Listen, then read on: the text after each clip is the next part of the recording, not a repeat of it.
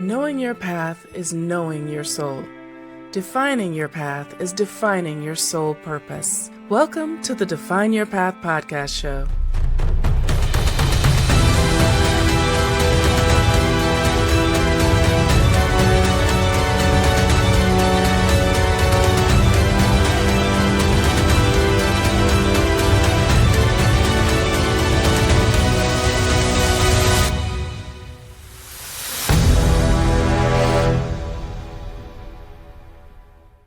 Welcome to the Define Your Path podcast show, where we are all about helping you face your fears to love the skin you're in, while lifting you into a possibility mindset to serve, profit, and sustain in life and business.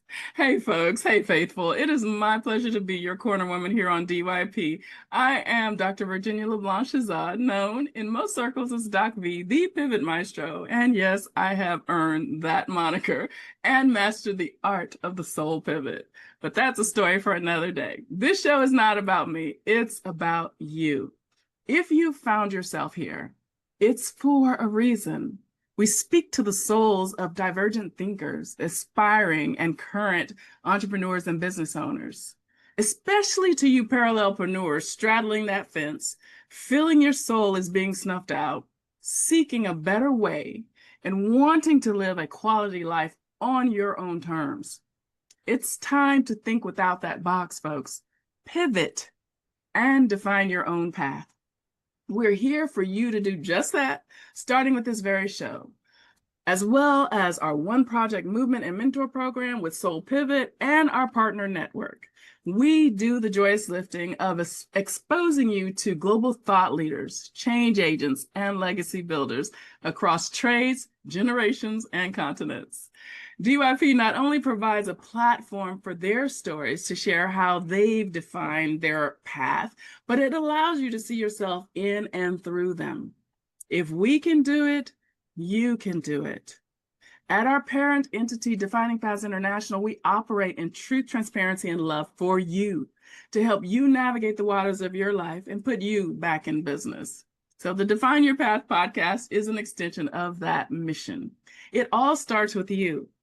Find your willpower, find your strength. Can you hear your soul call? The questions it asks: will you be the captain or will you be the crew? Will you be the captain of your fate and the master of your soul? Think about that. Today's spotlight is with Kristine Susa. Let me tell you a little bit about Kristine before we bring her into the spotlight. Kristine is a digital nomad, roaming the world one Wi-Fi signal at a time. She grew up in a small city in the prairies of Canada with an endless dream of travel and exploration. She started as a digital nomad with a network marketing company and has evolved over the years into many areas of business to land her here now today in podcast management. So you'll love this for you folks out there desiring to be a podcast manager or dreamer. She helps creators launch and grow impactful shows, no matter where they are in life and business. And I would deign to say in the world, but she can tell you that. When she's not working behind the scenes on podcasts, you'll find her exploring the ocean depths as a scuba diver chasing both adventure above and below the waves. So Kristine, welcome to the show. This is going to be so much fun. I am so excited to be here. Thank you so much for having me. Absolutely, absolutely. We look forward to hearing your story, how you embraced your fears and made them your ally to find the true you and walk in passion and soul purpose at your age. So this is going to be so inspiring, I know. Folks, I want to remind you we have only 2 questions on this show and we will flow through them. The first being, how have you defined your path, Kristine? And how do you help others define theirs? So you have the spotlight. Ooh, well, again, thank you so much for having me. I'm actually so excited to be here and talk about this. And so I'm just gonna take it from the top here. Yeah. The theme that I really want to talk about today is, I think especially those in North America kind of get sold this idea of the American dream. Yes. And that American dream is you go to all of your little schools, you go to university or college and you get your degree, you get married and have babies and buy a house and buy a car, and you just kind of live in that stationary 9 to 5 life until you hit 65 and retire. And then the idea of starting life happens for people. Yeah. And that whole idea of that societal norm that's been created here has Mm. always been so scary to me. Just the Yes. idea of being kind of stuck in that life has just been so Yeah. terrifying to me. And Yeah. I think as people, we're designed then and convinced that the good life is one that brings us endless comfort and it's secure and it's pain-free. And that's, I Mm. think, what the American dream offers is that Wow. stability and security. And that's what people like, right? As humans, we like Yeah. that kind of stuff. And we're Yeah. wired to seek that kind of stuff. Mhm. And that idea has made me so uncomfortable my entire life.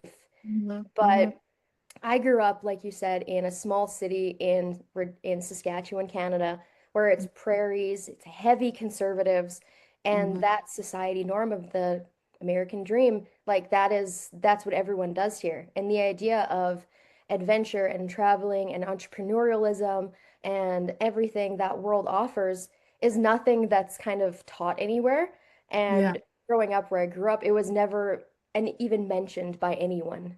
So it Yeah. was a life in the very beginning that I had no idea could even exist until Wow. I kind of went through a bunch of stuff and kind of just happily ended up here. Yeah. Yeah. No, that's So, a yeah. yeah.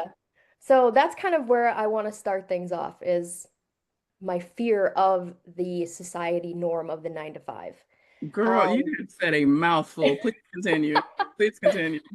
Fantastic. So, yeah, so I mean, growing up where I grew up, I was taking that normal trajectory of life. I went through grade school and high school, and I was awful at school. I barely graduated high school because school was Mhm. never my thing. I love learning, but I don't test well. I don't do that kind of Right. stuff. I love learning on my own terms in my own way. And Right. again, they don't like when you go against that. They want you to learn in their way, their structure because they're Mhm. pumping out workers. They're not pumping out free Girl, thinkers, right? look, how old are you? Because I swear that soul in you is, yes, generations ahead. But I've yes, got please. a I've got a Mhm. 150-year-old soul, but I'm actually in my early 30s. Um, so yeah, I would say my first job when I was, gosh, like 16 years old, Yeah. entered me into the hospitality world, where Mm-hmm. I was just answering phones at like a pizza joint. But it Mm-hmm. was evening work. It was always evening work. So I never ever encountered that 9 to 5 because even as a small mini adult, I would say, Mm-hmm. there was just something in me that wasn't comfortable with it, but I wasn't aware what it was quite yet. I just knew I Yeah. didn't want that. I Mm-hmm. wasn't a fully aware human yet, though. Yeah. Yeah. So I worked in hospitality in different restaurants for years and years. And once we got out of high school, my friends, they took that path and they went to university straight away. Me, as Mm-hmm. a school hater, did not take that right away. Mm-hmm. I took the year off to kind of just unwind, work, play. The culture where I grew up is very party orientated. Mm-hmm. Lots of drinking, lots of going to the clubs, that kind of stuff, right? Yeah. So naturally, I fell into that, unfortunately. Mm-hmm. But it was a lot of fun at the time, and that's all we kind of really knew was to just go to work and go unwind and have drinks every single Right. night, honestly. Yeah. Um, but after about a year of my friends saying how fun university was and they're learning so much and this going on and whatever else, I got a little bit of the FOMO. And I was Yeah. like, okay, maybe I'm gonna go to university too. Why Yeah. not? Let's try. Yeah. So I actually applied and I was going in for marine biology because Ah, I have always had such a love and a passion for the ocean. When I yes. was, oh gosh, like 6 years old, have Mm-hmm. you ever seen Free Willy? Yes. Yeah. Yeah. So Yeah. when I was like 6 years old, I was introduced to Free Willy and I was like, oh my God, Mom, I'm gonna go work at SeaWorld and I'm gonna train all these whales and they're gonna be my friends. And that was my 6-year-old dream. Yeah. And we all watched Blackfish and we Mm-hmm. said, oh, maybe that's not the dream anymore. So the dream kind of morphed into we're going to go into marine biology and study the killer whales in the wild and different populations. And we're going to go travel and study orcas at the exact same time. Mm. Little did I know, travel was like the theme of what I was going to school for. I just, again, didn't quite comprehend what was going on yet. Right, right. And I was in university for almost 4 years, during Mm-hmm. which time I very much should have had a degree. Mm-hmm. But like I said, I was so bad at school. I don't test well. Yeah, And I had to repeat 95% of the courses that I took. So every class I took twice. And yeah, everything was taking so much longer than it should.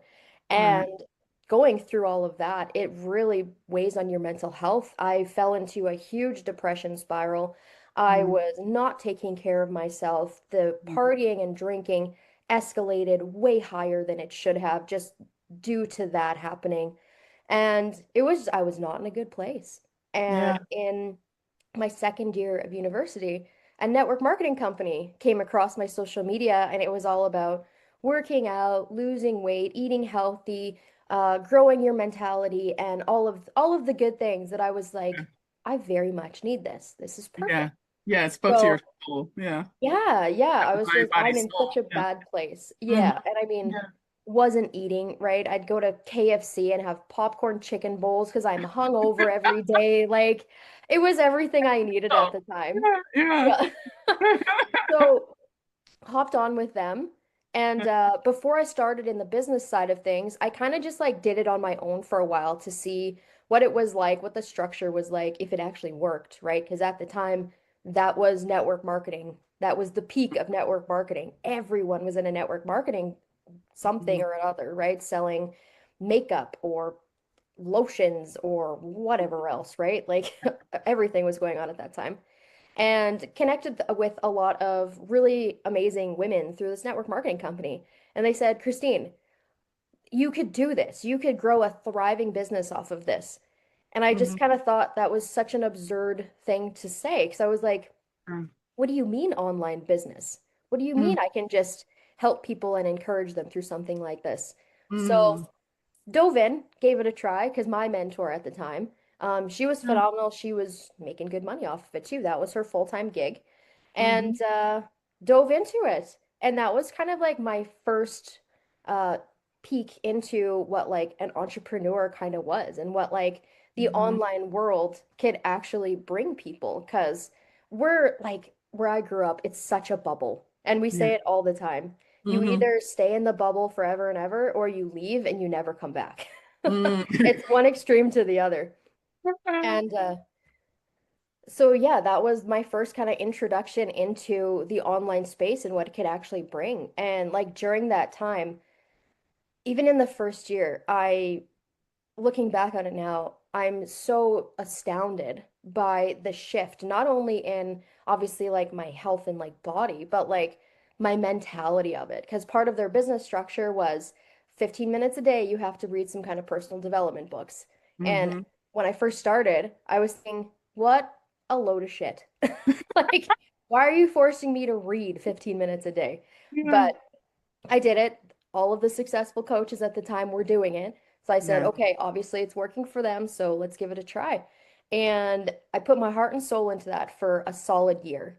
And Mm. the astronomical difference that it had made with the clarity in my head and the direction in life, and how I could maneuver conversations and relationships and friendships at that point because I was just so much more emotionally and mentally mature from, Yes. oh yeah, let's go out and party and have fun. Who cares, right? Yeah. We don't want to make any friends. We just want to go out and be absolute degenerates, for lack of better Mhm. words. And it was crazy. And that really shifted a lot when it came to like my online journey. Yes. And I was like, holy crap, like this is the big step to not have a 9 to 5. This is the Mm. big step to take control of my life, my time, Yes. my freedom, my just everything. It was Yeah. unbelievable. Girl, you're speaking to Um, my soul. Yes. Keep talking. oh my Mhm. goodness. Um, where were Yeah. we? Yeah. So yeah, that was that. That was the start of the entrepreneurial journey. Yeah. Um, And we're going to backtrack a little bit because I want to kind of mash the entrepreneurial and the nomad side of things to kind Yes. of bring it together to see where that all starts. So Yeah. I was, let's, I was in university from 2017 to that was when I left university. So I Mm-hmm. probably started back in gosh, 13 probably, 2013 to Hmm. 2017. Okay. And so in the fall of 2016, I remember going over to my friend's house and we started talking about backpacking through Southeast Asia, how fun it Mm-hmm. would be, how other people had done it already. And our brains just took off. We were so excited. And we Mm-hmm. were like, Kate, we're doing it. When I get out of my spring semester in 2017, like we're gonna go June of 2017. We're gonna backpack Southeast Asia all summer, and it's gonna be the most incredible experience we've ever experienced in our entire lives. So that was the big plan. Fast forward to March of 2017, and we hadn't booked any of our accommodations, our flights, absolutely nothing. We had nothing booked. And I thought that was strange, but I've always been a very go with the flow, kind of Yeah. last minute type of Free spirit. Yeah. yeah, the Yeah. universe will have your back. Yeah. It'll all work out at the end of the day. Yeah. Yeah. So didn't think much of it, but we said, let's go buy our backpacks. That's going to be really cool. Let's go buy backpacks. So we went to our nearest outdoor store and picked out some bags and went down to the tail to check out. And Mm-hmm. I was the only one that left with a backpack that day. And I Mm-hmm. knew in that moment, I was like, we are not going to Southeast Asia this summer. She hadn't said anything yet, but just that Okay. one little movement, I was like, we're not going. And it wasn't until end of April I finally asked. I said, "Hey, we need to book some stuff. What are we doing? Are we going? Are we not going?" And Yeah. she finally let me know that financially it wasn't going to work for her and she couldn't do it. Mm-hmm. Naturally, I was super upset because and disappointed because it was going to be the most incredible time. But we pivoted and we compromised on just doing like a road trip out to Tofino, British Columbia, Mm-hmm. which, for those who don't know, it's on the west coast of Canada, and I'm right in the center. So it's about, I would say it's about a 26-hour road trip to kind of get out there. But it's a beautiful drive. You got to go all through the Canadian Rockies, and you basically just go from the center of Canada all the way out to the farthest point on the west coast of Vancouver Island. Gorgeous Yes. drive. Gorgeous area. I Yeah. love British Columbia. Yeah. Anyone who hasn't been there needs to go You once in need their to life, go. at least once in their life. Um, so yeah, we road tripped out there. It was great. It was fun. We did a couple experiences. We only were out there for about 10 days though. But the feeling that I actually that grew inside of me when we were out there just for those 10 days of just like peace Mhm. and clarity, and it felt like home. Like I Yeah. have never felt so grounded in a place before than I had felt when I was in the mountains of British Columbia. I couldn't believe it. Because Mm, back in my hometown, I had always had this feeling of I don't fit in.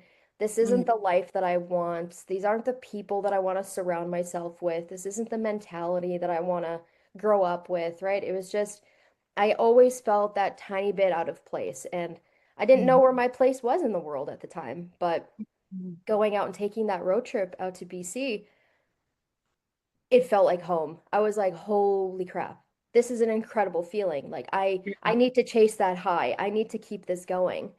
Yeah. And throughout the entire summer that year, I flew in and out of different regions of BC all summer because Mm, I was loving it. I was renting a car and I was road tripping by myself and hiking and kayaking and went to the Okanagan and Vancouver and up to Whistler and all through Vancouver Island. And yeah. really, before when it first started, I didn't really realize what I was doing out there. I just knew I enjoyed the feeling that I had out there. Yeah. And little did I know, by the end of the summer, I actually was trying to find my new home. And I had Yeah. no idea at the time. You were But feeding the soul. Yeah. yes, Yeah. yes, without knowing what Pivoting. was really like being Yes. connected to my head and my Mhm, heart, right? I just mhm. knew I had this feeling that I Yeah. need to keep chasing. I need to keep feeding and I need to figure it out. Yeah. Um, So I was supposed to start my fourth year of university in Hmm. September of 2017, and I actually flew back in from BC, from Vancouver. That morning I was supposed to start that fourth year, and flew back in at 8 a.m. or something crazy, Uh-huh. Uh-huh. and got home, and there was just something in me that just said, "Get out." And I went online. I dropped all of my university classes. I was like, "You're done. You're up. You have had the worst 4 years of your life here. You're not propelling forward. You know this is not going to work out. And you just spent the summer in a place that you have never had such a magical feeling being in. Yeah. Go chase that. Go out there." And yeah, so I decided, I said, you know what? Yeah, I'm moving to Vancouver. This is happening. This is the Yeah. hardest city to live in Yeah. Canada next to Toronto, but we're going to Yeah. go out there and we're going to do it.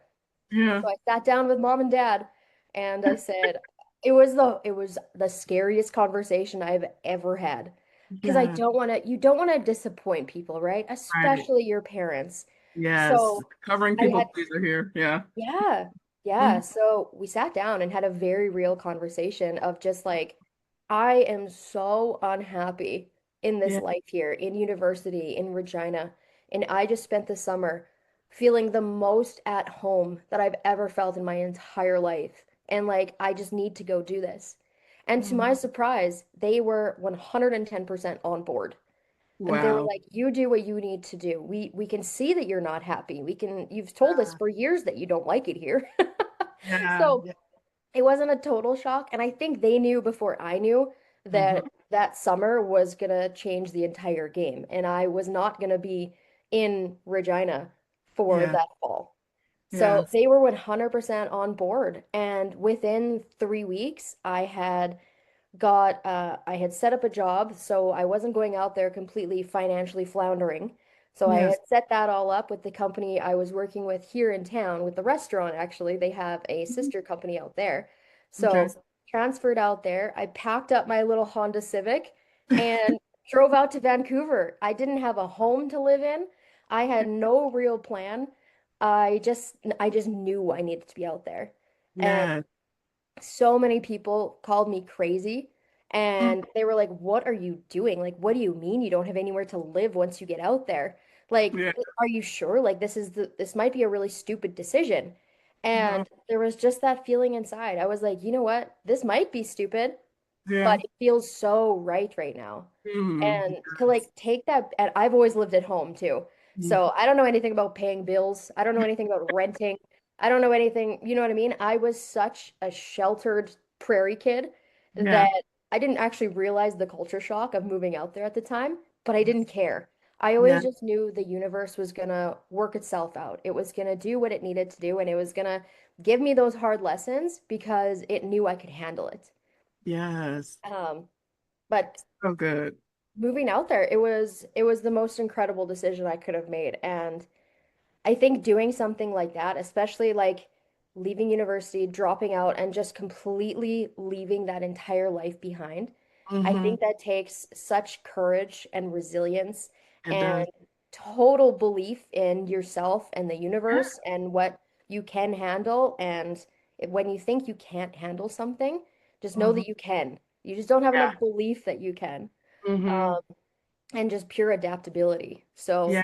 when I moved out there, I was staying in a hostel in Hmm. downtown, riddled with like there was homeless people right outside the door. There was bed bugs in there. There was like weirdos coming in and out constantly. And it wasn't the ideal living situation. Yeah. Like Yeah. my car But you got broken embraced your into. fear. You embraced that Yes. fear and did it Yeah. anyway. Yeah. Yeah. I knew the bigger picture was worth it rather than these tiny little hurdles that would have probably sent someone else running back home to safety, Yeah. right? Yeah. Yeah. And it was great. Like when I first got out there, I found like a house to move in with a roommate Hmm. and actually got fired from my job when I was out there Hmm. too. And at one point, there was a very real fear that I wouldn't be able to pay my rent and Hmm. I would have to be homeless. And I remember sitting in my car talking to my best friend at the time, and the one sentence that she said to me during that conversation as I was crying to her really just relit my fire and sparked me back up. And she Mm, said, Kristine, you can always come back home.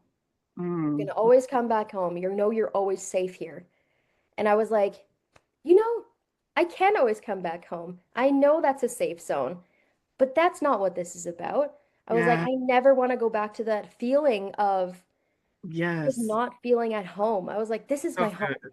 I was like, Yeah. we're gonna make this work. I don't know Yeah. what we're gonna do yet, but Oh, we're gonna make this work. And that one sentence just completely reignited my fire and found a yeah. wonderful job, found a wonderful apartment. Like everything kind of just fell into place. I think That that was, law of attraction. Yeah. yeah, I Yeah. think that was a test from the universe, though. It Kind of was. just being like, Yes.